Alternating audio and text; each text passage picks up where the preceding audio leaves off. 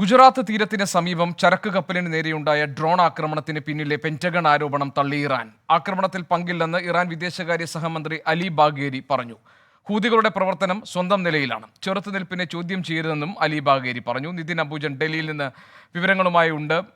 നിതിൻ, സ്വാഭാവികമായും ഈ ഗുജറാത്ത് തീരത്തെ ചരക്ക് കപ്പലിന് നേരെയുണ്ടായ ഡ്രോൺ ആക്രമണം അതിലെ പ്രധാനപ്പെട്ട കൈയുള്ളത് ഇറാനാണ് എന്ന ആക്ഷേപം പെന്റഗൺ ഉന്നയിച്ചിരുന്നു. മാത്രമല്ല, ഇറാന്റെ സഹായത്തോടു കൂടിയാണ് ഹൂതി ആക്രമണങ്ങൾ നടക്കുന്നത് എന്ന ആക്ഷേപം നിലനിൽക്കുകയും ചെയ്യുന്നുണ്ട്. എന്താണ് ഇതിലുണ്ടായിരിക്കുന്ന പ്രതികരണങ്ങൾ?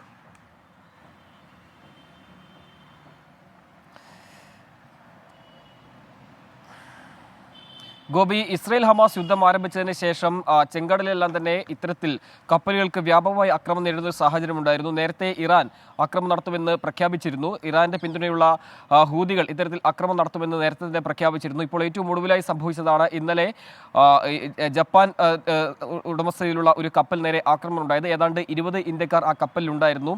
നിലവിൽ ഇപ്പോൾ ഈ കപ്പൽ മുംബൈ തീരത്തേക്ക് അടുക്കുകയാണ്. അതിനുശേഷം അവിടുത്തെ അറ്റകുറ്റപ്പണികൾക്ക് ശേഷം മംഗലാപുരം തീരത്തേക്ക് പോകും. എന്തായാലും ഈ ആക്രമണത്തിന് പിന്നിൽ ഉത്തരവാദിത്തം ആരും ഏറ്റെടുത്തില്ല. പക്ഷേ പെന്റഗൺ ഇന്ന് വാർത്താക്കുറിപ്പിൽ അറിയിച്ചിരിക്കുന്നത് ഈ ഡ്രോൺ ആക്രമണത്തിന് പിന്നിൽ ഇറാൻ എന്നായിരുന്നു. എന്നാൽ പെന്റഗണിന്റെ ആരോപണം പൂർണ്ണമായും നിഷേധിക്കുകയാണ്. ഹൂതികളുടെ പ്രവർത്തനത്തെ സർക്കാരിന്റെ പ്രവർത്തനവുമായി ബന്ധപ്പെടുത്തേണ്ടതില്ല എന്നാണ് ഇറാൻ വിദേശകാര്യ സഹമന്ത്രി അറിയിച്ചിരിക്കുന്നത്. മാത്രമല്ല, ചെറുത്തുനിൽപ്പിനെ ചോദ്യം ചെയ്യരുതെന്നും അറിയിച്ചിട്ടുണ്ട്. അതായത് ഈ ഹൂതികളുടെ പ്രവർത്തനത്തെ അത്തരത്തിൽ ഒരു തരത്തിൽ പോലും അപലപിക്കുന്ന ഒരു നിലപാട് ഇറാൻ സ്വീകരിച്ചിട്ടില്ല എന്നതും ശ്രദ്ധേയമാണ്. നിലവിലിപ്പോൾ ഈ സംഭവത്തിൽ ഇറാൻ കൂടുതൽ പ്രതികരണവുമായി വന്നിരിക്കുന്നത് ഒന്ന്, ഈ ആക്രമണം തങ്ങൾക്ക് ബന്ധമില്ലാതാണ്. പക്ഷേ കഴിഞ്ഞ ഏതാനും മാസങ്ങളായി അവിടെ തുടരുന്ന ഒരു സാഹചര്യം, ഇസ്രയേൽ ബന്ധമുള്ള കപ്പലുകളെല്ലാം തന്നെ വ്യാപകമായി ആക്രമിക്കപ്പെടുന്ന ഒരു സാഹചര്യമുണ്ട്. പെന്റഗൺ അറിയിച്ച വിവരപ്രകാരമാണെങ്കിൽ ഈ ഇറാന്റെ പ്രതികരണം, അതിന്റെ പൂർണ്ണമായ വിവരങ്ങൾ, അതിന്റെ വിശദാംശങ്ങൾ കൂടി ഒന്ന്